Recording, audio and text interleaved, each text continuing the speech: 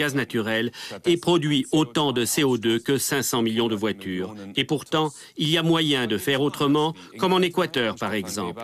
Carbonisé, un film d'Inge Altmaier et Stefan Weber.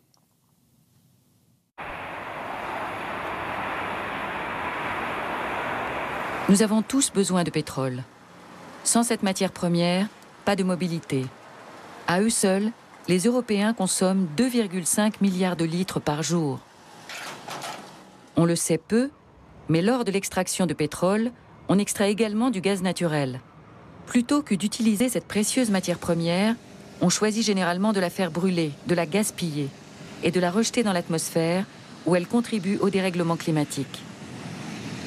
Visiblement, pour les groupes pétroliers, seul compte l'argent rapide.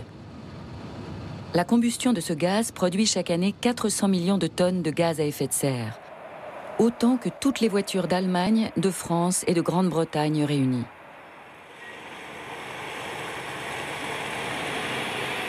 Dans des pays comme la Russie, le Gabon ou comme ici au Nigeria, les multinationales pétrolières font des affaires aux dépens des individus et de l'environnement. Des quantités incroyables de dioxyde de carbone sont rejetées dans l'air ici. C'est du gaz, et on l'enflamme. Tous les jours, 24 heures sur 24, sans arrêt. Vous voyez bien que Shell détruit notre village. Vous sentez la chaleur.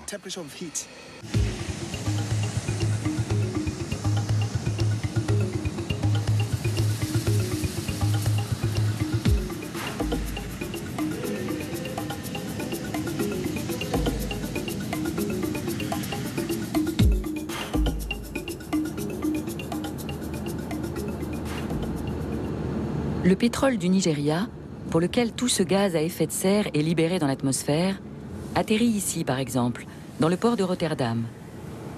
La plus grande raffinerie d'Europe appartient au plus puissant négociant de matières premières du monde, le groupe néerlandais Shell. En 2010, la multinationale a dégagé un bénéfice de 16 milliards d'euros. Sonny Ofe est nigérian. C'est parce qu'il était surveillé dans son pays qu'il vit aujourd'hui à Rotterdam.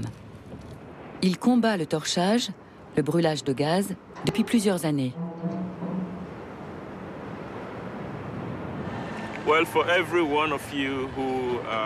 Vous tous qui conduisez une voiture, vous utilisez des produits dérivés du pétrole. Je voudrais que chaque fois que vous faites le plein d'essence ou de diesel, vous vous souveniez d'où il provient. Et vous devriez savoir ce qu'endurent les populations sur place.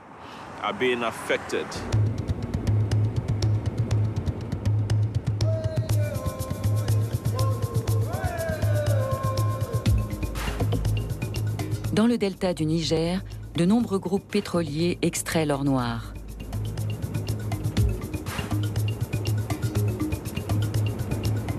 Nuit et jour, des torchères flambent au-dessus des villages. Du dioxyde de carbone se répand dans l'atmosphère, intoxiquant les populations et l'environnement.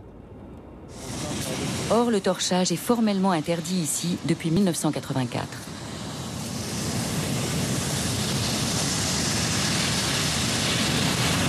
Lorsqu'on extrait le pétrole du sol, il est mêlé à du gaz naturel, ce qui perturbe l'extraction.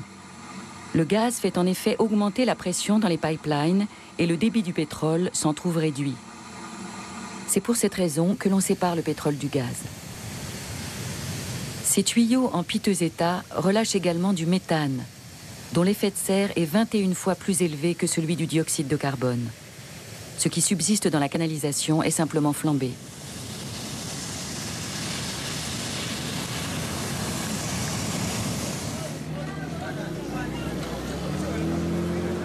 Nous nous trouvons à Ivrekan, à l'ouest du delta du Niger. Nous y rencontrons le militant écologiste Omoberayen Eftouri, l'homme qui témoigne des conséquences du torchage dans son pays depuis des années.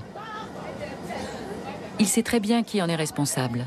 Dans ce cas précis, il s'agit de la multinationale Shell. À quelques centaines de mètres seulement des premières habitations, s'élancent des flammes de gaz toxiques.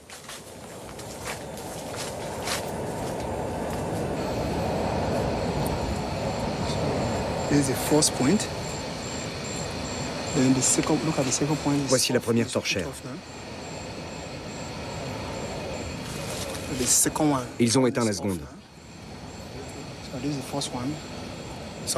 Parfois, ils allument les deux en même temps.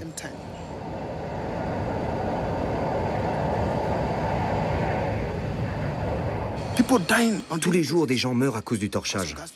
Et cette chaleur partout. Il n'y a que la production qui compte ici. Il n'y a aucun avantage pour la population. Pas d'énergie, pas de route, pas de canalisation, pas d'eau courante. Et ça fait 30 ans que Shell est là.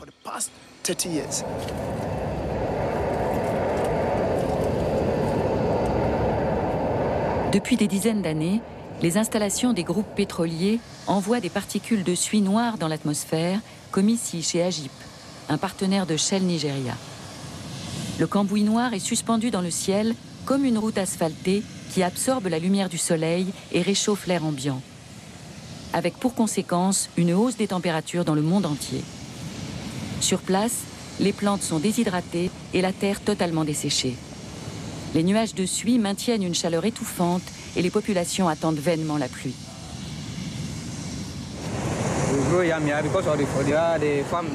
Avant, on cultivait l'igname, mais ça ne pousse plus à cause des flammes. La seule chose qui pousse encore ici, c'est le cassava, mais il ne produit plus beaucoup. On n'y peut rien. Si vous jetez un œil à ces palmiers, vous verrez les dégâts. Tout est mort. La chaleur et le carbone ne sont pas les seuls problèmes. Les torchères émettent également de l'oxyde azotique, du monoxyde de carbone, du benzène et du dioxyde de soufre, uniquement des substances hautement toxiques. Ce n'est que clandestinement que nous parvenons à rencontrer les personnes atteintes par ce poison. En effet, les villages sont étroitement surveillés.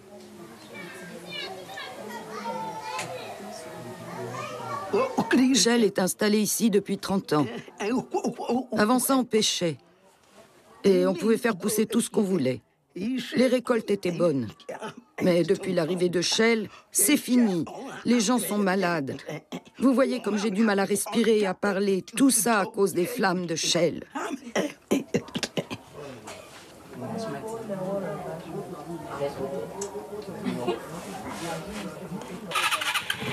Pour en savoir plus sur les conséquences sanitaires des torchages, nous nous rendons dans un hôpital de la région.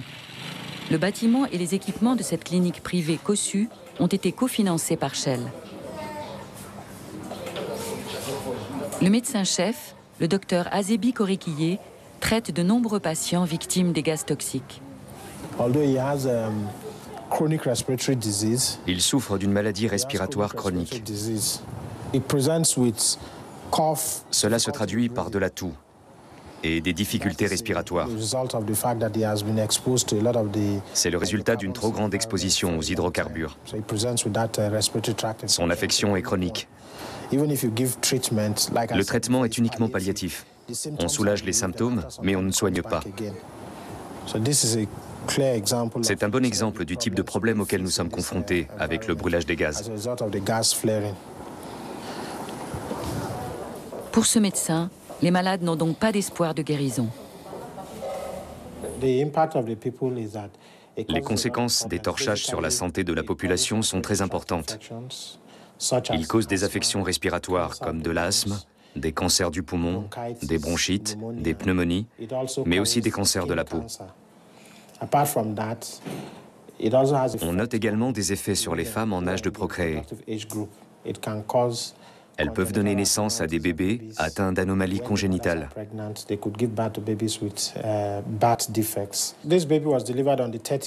Ce bébé est né le 30 juillet de cette année. Ces malformations sont une conséquence directe du brûlage des gaz dans l'environnement.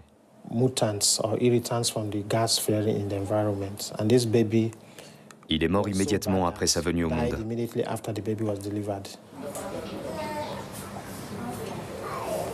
Le torchage menace également les générations futures, car le benzène altère le génotype et le monoxyde de carbone produit de graves malformations.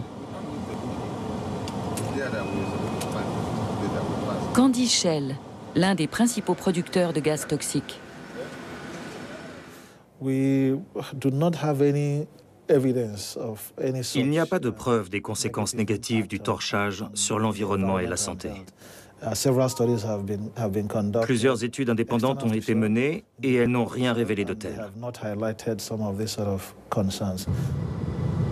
Shell se réfère à une étude de la Banque mondiale de 1995.